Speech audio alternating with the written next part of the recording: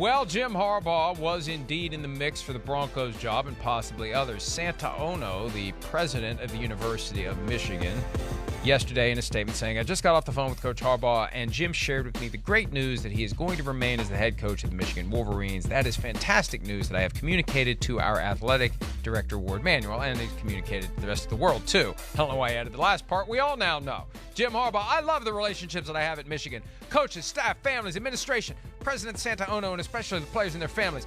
My heart is at the University of Michigan. I once heard a wise man say, don't try to out-happy, go blue. That's kind of how Jim Harbaugh would say those things, because we all know that he is overly caffeinated all the time. It's natural caffeine. It's a zest for life. I love it. I respect it. But he definitely did consider coming back to the NFL. He did it last year. He did it this year. He'll do it next year. Here's the key.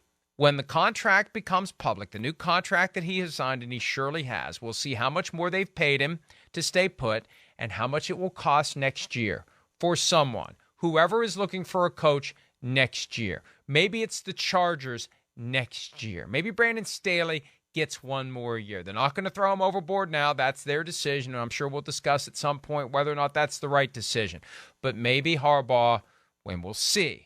We'll see. From the buyout, from the compensation, maybe he'll be back around next year for another shot at the NFL, because he's made it clear, Chris, he has unfinished business in pro football, the Lombardi Trophy. They don't give it out to the champion of college football. They only give it out to the champion of professional football. No, that's right. I mean, I think this is going to be a yearly thing until the point where maybe Jim Harbaugh and the Michigan Wolverines fail a little bit, and then he just isn't a hot name anymore.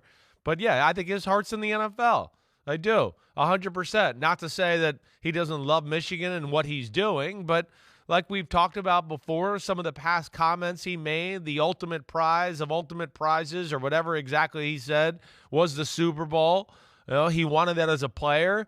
He was very close as a coach, right? I mean, we've hit on all of that. I think that's where he looks at it. Plus, hey, college, a guy like Jim Harbaugh, as much as, you know, he's good at it and successful at it, still a lot of those guys who have been in the NFL and had that taste for that long, hey, there's still parts of the NFL that you just that just beat college football. You're coaching grown men. It's all football all the time.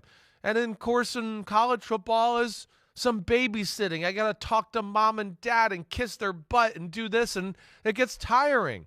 So, yes, he's going to flirt with jobs in the NFL. And you know, what I'm interested is in just, and it's almost weird how it lines up to like what you were saying. We know there were some teams interested in all that, but, you know, I also know through people in football that the Chargers job was being looked at by, you know, Harbaugh and Sean Payton. Oh, yes. Right? Oh, yes. They were, that was, I believe, from what I've learned, at the top of their list. So, you know, I find it kind of like, you know, suspicious that, okay, we start to hear that Brandon Staley's good for now and that's it, and he's going to be there next year, and then that comes out. It made me think like, oh, man, Jim was really looking at that Chargers job, and that looks like it's not happening. That was the one he wanted. Right, and I'll stay. That was the one he wanted. Right. That's the one Peyton wanted. It's the one that Harbaugh wanted. Yeah, and look, they would have had a hell of a steel cage death match if that job had come open. And I said earlier we'll talk about it at some point. Let me just make the point now. This is the one point. One point. I think we may have discussed this yesterday. I can't remember. The past, really, 72 hours have been a blur. But I remember the Giants beating the Vikings. That wasn't a blur in the 72 hours. Sorry, go ahead. You've got to factor in. You've got to. I'm sorry, I had an itch on my forehead. You have to factor in the impact moving forward. And I vaguely recall saying this to you yesterday.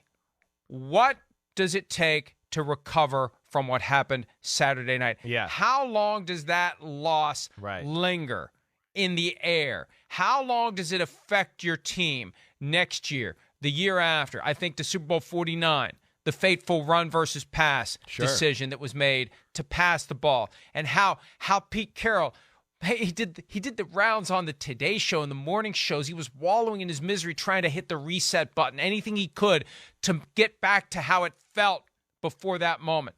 The 28-3 Falcons collapse. I feel like they're still dealing with that 6 years later. I'm telling you, it's not just, well, the players are behind him and we're happy with the structure and we've made progress as a team and we finally made it to the playoffs. 27-0 is not going to go away. That's one of the factors in all of this, and we'll see what happens in 2023. But yeah, Harbaugh, and see, it may work out perfectly for Harbaugh, Chris, because Peyton takes a job this cycle. If things don't work out for the Chargers next year and they make a change, in comes Harbaugh with, and who knows what he'll want financially. Maybe he won't want a ridiculous amount. That's one of the factors that we were kicking around as it relates to Peyton. Well, Dean Spanos isn't going to pay him $20 million a year, $25 million a year, whatever. Well, maybe Peyton wouldn't want that. Maybe Peyton would be content to take less if it means working with Justin Herbert and stacking the deck for himself toward becoming the first coach to win Super Bowls with two different teams and maybe make a bunch of money off that, take over Sean McVay's chunky soup gig and any other endorsements that may come his way. Beast Aftershave, for example. Again, I watched all the Rocky movies last week, so all of those moments are rattling around. Hi, it's Mike Florio. Thanks for watching PFT on YouTube. Hit subscribe for the latest news and analysis from Pro Football Talk.